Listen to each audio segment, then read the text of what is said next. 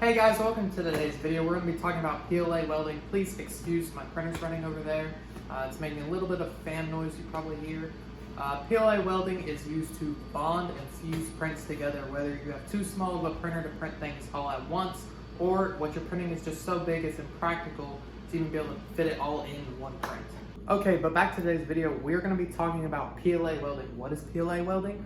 Well, it is where you take something like a soldering iron or a wood burner and you actually melt the two pieces of plastic back together so that it creates a way stronger bond than just glue, which is like sticking the pieces together, while this is basically reprinting the pieces together, because all 3D printing is just laying hot pieces of plastic together. This is essentially doing the exact same thing. It creates a way stronger bond, and these soldering irons cost like 10 bucks. That's about the same as if you went through 4 cans of super glue. Cans, I mean like these little bottles of it. Not much at all. Obviously, you can kind of save money depending on where it is, what it is. Some instances you do need to use super glue. But obviously, super glue and PLA welding do have their differences and where they're essential or not. On big prints like this, it's normally PLA welding, but you have small detailed prints that super glue would work fine on, and making this big PLA weld line is not as good as just sticking the print right back on there. It's a little bit more seamless that way. So each of them have where they can be used, but a lot in the cost playing field, it is normally PLA welding.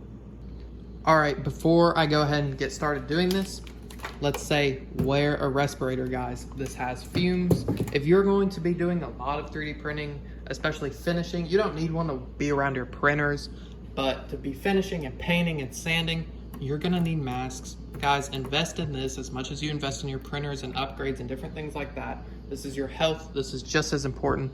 Wear a mask while doing anything like this. All right, so one thing I went ahead and did is I went ahead and taped this in so my piece isn't slipping and sliding while I'm trying to solder it together, because I want the alignment to be very detailed and aligned right here. Even though obviously it's cracked, I still want it to be a certain way so this doesn't gouge out too far and I don't have to sand a whole lot. I'm gonna go ahead and show you how to PLA weld it, like what it looks like before I put the mask on and can't talk, and then go ahead and do it. I wouldn't actually be doing this to the outside of the helmet. Normally, I would do it on the inside so then you can't see it, and then I would fill it with Bondo, but just to demonstrate, I'll do this little section right here with this, and it'll also help you guys show how to fill PLA welding with Bondo in the next video. Okay, so I'm gonna go ahead and do it right here in this little area. You can see I already had started it here, and then I realized I need to remove a little bit more filament from this top piece and actually split one of the layer lines, or a couple layer lines here, trying to pull the PLA weld out. That just shows you how strong it is. You see here, there's a little bit of a gap. I might go through with some excess filament and kind of hold it like solder and fill it in through there. Depending on how it is, like here, I don't need to add excess filament. I need to really lose filament around here. And some areas need building up, some areas need some taken out.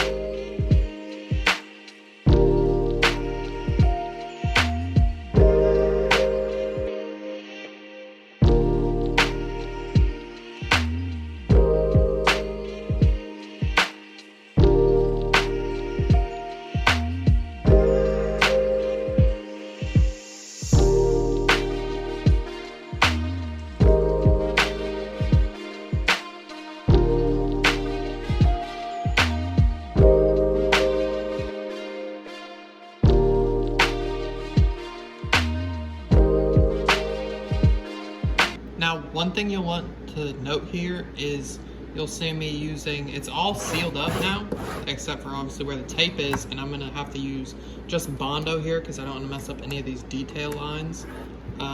But there's like little recessed areas that are really deep grooves, and I'm just going in and using extra filament that I have, and I'm just using it to fill that over, so in the sanding process I don't have as big of a divot that I need to fill with Bondo, because filament is way cheaper than doing it with Bondo. Also, you have to wait for the Bondo to dry, and if you have thicker scoops of Bondo, the Bondo takes longer. You know, time is money and everything. Also, another little extra note, keep a baggie of just scrap filament whenever you cut it, whenever you do stuff like that. It's a lifesaver. I use it all the time when doing stuff like this. Alright, another thing to note is at the beginning of the video I said I would do the inside of this, which would be way better if you had a smooth line here. But obviously you can see this is broken up filament. It's not smooth, it's got a big gap here. So I'm actually using the PLA welding to make it easier for my future job of using Bondo and sanding and Bondo and sanding. I'm making it smoother here and less of this big gap, which I wouldn't have done anything else different doing it on the inside. Alright guys, just finished up welding the helmet. It took me about 25 minutes. Super easy, really quick. That's not going to go anywhere. Way stronger than glue. It wouldn't take a shot from the ground if you dropped it if it was glue. I'm going to show a clip of me at the end of this video dropping it off my desk just to show this is not going anywhere. I want to give a special thanks to Frankly Built, who I originally saw doing this back when I first started 3D printing. It's absolutely amazing. Definitely changes the game for getting things to stick together and making really sturdy prints. Let's roll that clip.